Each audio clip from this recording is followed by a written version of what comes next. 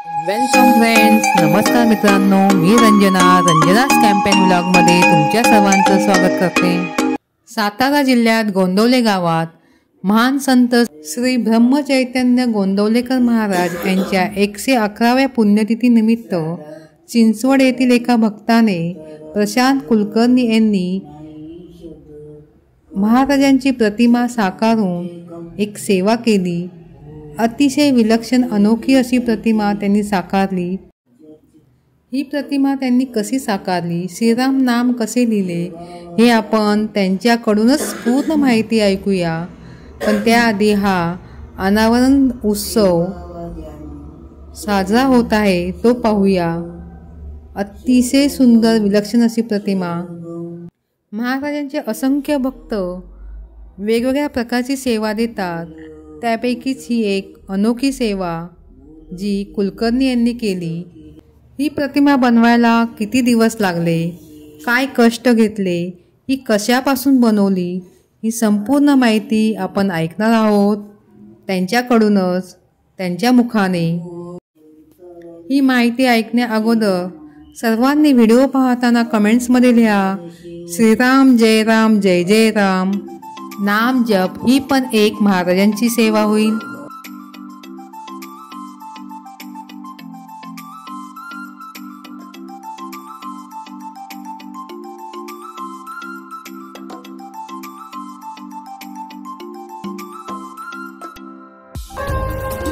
श्रीराम समर्थ। यंदाच्या पुण्यतिथी महोत्सवासाठी गोंदवले येथे महाराजांनी माझ्याकडनं पत्रावळीपासून ही सेवा घेतलेली आहे।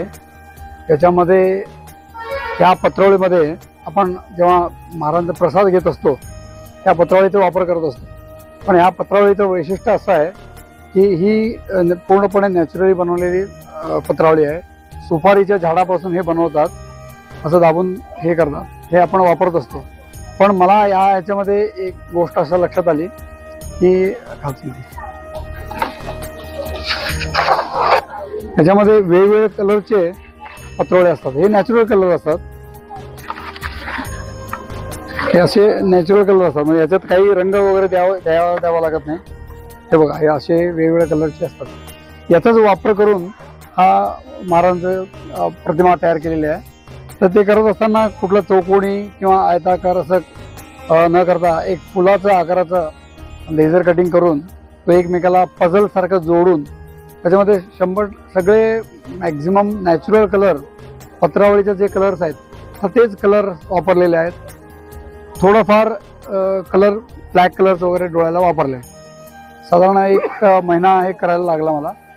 आणि याच्या आधी सुद्धा मी मागच्या वर्षी असं 10-12 वर्षापासून महाराजांची सेवा करतो। वेगवेगळ्या पद्धतीचे कलाकृती महाराज माझ्याकडनं करून घेतात।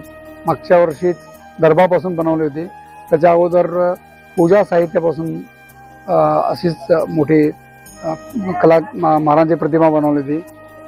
काही वेळा गुळापासून मूर्ती बनवली होती। असे माझ्याकडनं महाराज सेवा करून घेतात। जानकी जीवनस्मरण जय जय राम।